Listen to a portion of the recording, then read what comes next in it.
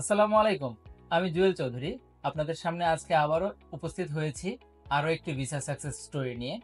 আজকে আমরা ইউকে থেকে একটি ভিসা পেয়েছি, স্টুডেন্ট ভিসা। আমারই কাছের মানুষ, ভাতিজা মাহির, আমানুল্লাহ মাহির। ওর স্টুডেন্ট ভিসা হয়েছে। ও ইউকেতে যাচ্ছে পড়াশোনা করার জন্য, ল পড়ার জন্য, স্পেশালি ব্যারিস্টারি করার যে উদ্দেশ্য সেটা। তো আমি একজন লয়ার, আমার ভাতিজাও একজন লয়ার হবে। এটা আমার জন্য অনেকটাই সুখবর, একটা খবর ছিল। তো চলুন আমরা আজকে মাহিরের এবং মাহিরের বাবার কাছ থেকে জেনে নিই যে এই জার্নিটাতে ওদের কেমন প্রস্তুতি ছিল। মাহির, কেমন আছো? আলহামদুলিল্লাহ ভালো। ভালো আছো? মাহির, তুমি যদি আমাদেরকে একটু বলো যে ভিসা প্রসেসিং থেকে শুরু করে এখন পর্যন্ত তোমার কি কি অভিজ্ঞতা হয়েছে এবং ভিসা পাওয়ার পর তোমার যে অভিমত সেটা কি? শুরু থেকে শুরু করে বিষয়টা ছিল আইএলটিএস পরীক্ষা দেওয়ার পরে আমি একটা আহ, মানে অভিজ্ঞ এবং ট্রাস্টেবল ওয়ে খুঁজতেছিলাম যাদের কাছ থেকে আমি আমার সবকিছু কাজ করতে পারি। তো ফার্স্টে আমি কয়েকটা এজেন্সি বললাম, তারা অনেক সময় অনেক কথা বলছে এবং ইভেন কিছু কিছু এজেন্সি আমাকে বলছে যে I can go, okay, like I was trying for UK, but they provided the some information that I can go, and I was so stuck at the moment. And then I found from my father that you were making some process for UK. Then I come to you. Then I submit all of my academic files. Pre CAS interview এবং UKVI exam সম্পর্কে আমার দুটো exam হওয়ার ছিল।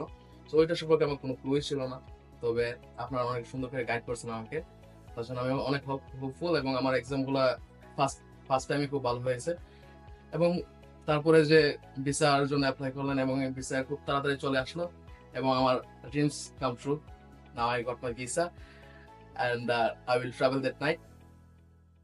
I hopeful that I will come Bangladesh after 4 years after complete my advocate degree. Barrister, I will be the barrister and ইনশাআল্লাহ। I'll practice the barrister in Bangladesh Bar Council. ইনশাআল্লাহ। Hopeful. আচ্ছা, আমরা যদি এবার মাহিরের বাবার কাছ থেকে কিছু শোনার চেষ্টা করি। মাহিরের বাবা আমার অত্যন্ত শ্রদ্ধাভাজন একজন বড় ভাই, হেদায়েত ভাই। হেদায়েত ভাই, কেমন আছেন আপনি? ভাই, আপনার তো একমাত্র ছেলেকে আপনি ব্যারিস্টার বানাবেন বা ল পড়াবেন, এরকম একটা স্বপ্ন আপনি আমার কাছে শেয়ার করেছিলেন। আমি আপনাকে বলেছিলাম যে ইনশাল্লাহ আল্লাহ যদি মেহেরবানি করে আমি পাশে থাকার চেষ্টা করব। তো আপনার কি মনে হয় আমি আপনার পাশে থেকে আপনার ছেলের কে নিয়ে আপনার যে স্বপ্ন পূরণে কি আমি আপনার বিন্দুমাত্র পাশে থাকতে পেরেছি, বা কি আপনার মতামত? আসসালামু আলাইকুম। দেশ এবং দেশের বাইরে এই মুহূর্তে যারা আমার কথাগুলো শুনছেন তাদের সবাইকে আমার পক্ষ থেকে আন্তরিক শুভেচ্ছা। ভাই বলছে যে আমার ছেলের বিষয়ে, তো বলতে হলে আমাকে একটু প্রথম থেকে বলতে হবে। মাহিরা আমার বড় ছেলে, আমার 2 ছেলে 1 মেয়ে। আসলে আমি কোনো এখানে ভাষা বলতে পারবো না। আমি আমার ভাইয়ের জন্য এত বেশি করে দোয়া করছি, আমি বলতে পারবো না। আমি ওনাকে অনেক জ্বালাতন করছি, আমি বাহিরে থাকছি। আমার আমার প্রবাস জীবনের প্রথম থেকে আমি এত কষ্ট করছি, আমি ভাষাটা বলতে পারবো না। আজকে আমি তেজে যেমন যাই না, আমার দুঃখটা আমি জানি। আমার ওয়াইফের সামনে যদি আমি থাকি, ও সহ্য করতে পারবে না। আমি টাকা রাজি করেছি, ঠিক আছে, কিন্তু আল্লাহর কাছে শুকরিয়া আদায় করছি আমি এমন একটা জীবন সঙ্গী পাইছি যে আমার ছেলে মেয়েগুলোকে এত সুন্দর করে মানুষ করছে। ভাষা নেই, আমি কি বলবো। আমি জুয়েল ভাই কি বলবো যে উনি কি করছে আমি বোঝাতে পারবো না ওনার। আমি ওনার অনেক জ্বালাইছি, মাঝে মধ্যে অনেক শাউট করছি ওনাকে। সত্যি কথা বলছি, আমি শাউট করছি। রাতে 3টা বাজে 2টা বাজে আমি ফোন দিছি। আমার ভিতরে যে জ্বালাতনটা, আমার আব্বা চাইছিল আমি লেখাপড়া করবো, আমি পারিনি। আমার আব্বা চলে গেছে দুনিয়া থেকে। আমি প্রতিজ্ঞা করেছি যে আমার ছেলে মেয়েগুলোকে মানুষ করবো এবং একদিন দেশের মানুষ জানবে যে আমি মানুষের মতো মানুষ করে সাকসেস হয়েছে, টাকা পয়সার কোনো প্রয়োজন নাই। ইনশাআল্লাহ। আপনাদের সবাইকে বলবো, যারাই বাইরে ছেলে মেয়েদেরকে পড়াশোনার জন্য পাঠাতে চান, আমার কথা বিশ্বাস করার আগে একটিবার ঘুরে যাবেন। আমি আপনাদেরকে গ্যারান্টি স্বরূপ বলছি, ওরা ভিতর থেকে অনেস্টলি কাজ করে। আমি সম্পূর্ণভাবে সবকিছু আমি একদম পলিউশন করার মতো দেখেছি। ওদের কাজগুলো সম্পূর্ণ ভিতর থেকে ওরা চেষ্টা করে কিভাবে একটা গার্জেন, একটা ক্লায়েন্ট কিভাবে মনটা খুশি করা যায়। জুয়েল ভাই প্রথম থেকে বলছে যে টেনশন আমার, আপনি শুধু টাকা পয়সা যেদিকে লাগে এটা একটু ম্যানেজ করবেন।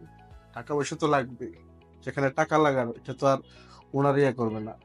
তো আপনারা, আমি নিশ্চিন্ত দিয়ে বলতে পারি, আপনারা মেকে আসেন এবং এদের সেবাগুলো গ্রহণ করেন, ইনশাল্লাহ আপনাদের খুবই ভালো লাগবে। কারণ ওদের যে কাজগুলা ভিতর থেকে, মূল কথা হচ্ছে ভিতর থেকে করে।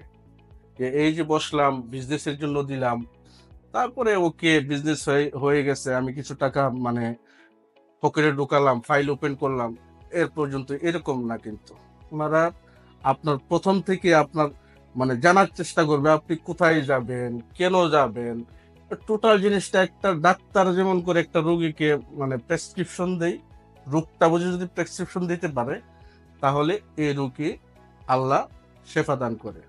তদ্রূপ আপনি মেয়েকে আসেন, আসার পরে আপনাকে ডাক্তারের মতো করে ওরা প্রেসক্রিপশন দিবে।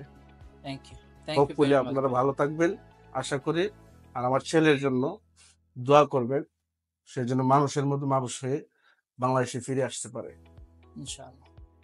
সবাইকে ধন্যবাদ, বিশেষ করে জুয়েল ভাই, আপনাকে অনেক ধন্যবাদ। অনেক, আমি নামাজ পড়ে আপনার জন্য দোয়া করছি ভাই। থ্যাংক ইউ ভেরি মাচ ভাই। আপনি তো একদম ইমোশনাল করে ফেলছেন আমাদেরকে। ইনশাআল্লাহ A to Z সমস্ত ফ্যাসিলিটি দেওয়ার মতো ক্যাপাসিটি আমাদের আছে, এবং আমরা আপনাদের সেবা এভাবে দিয়ে যেতে যেন পারি এবং দিয়ে যেতে পারবো ইনশাআল্লাহ। আমরা আশাবাদী, আপনাদের সকলের কাছে দোয়া প্রার্থী। আমাদের জন্যও দোয়া করবেন এবং মাহিরের জন্যও দোয়া করবেন, ও সুন্দর একটি ভবিষ্যতের জন্য দোয়া করবেন। ও যেন সত্যি সত্যি একজন মানুষের মতো মানুষ হয়ে দেশে ফিরে এসে মা বাবার তথা বংশের তথা দেশের মান সম্মান উন্নত করতে পারে, এবং সবার কাছে যেন ও ভালো একজন মানুষ হিসেবে নিজেকে উপস্থাপন করতে পারে। ইনশাআল্লাহ আরো একজনের গল্প নিয়ে আবারও হাজির হব। আজ এই পর্যন্ত, ভালো থাকুন সবাই। আসসালামু আলাইকুম।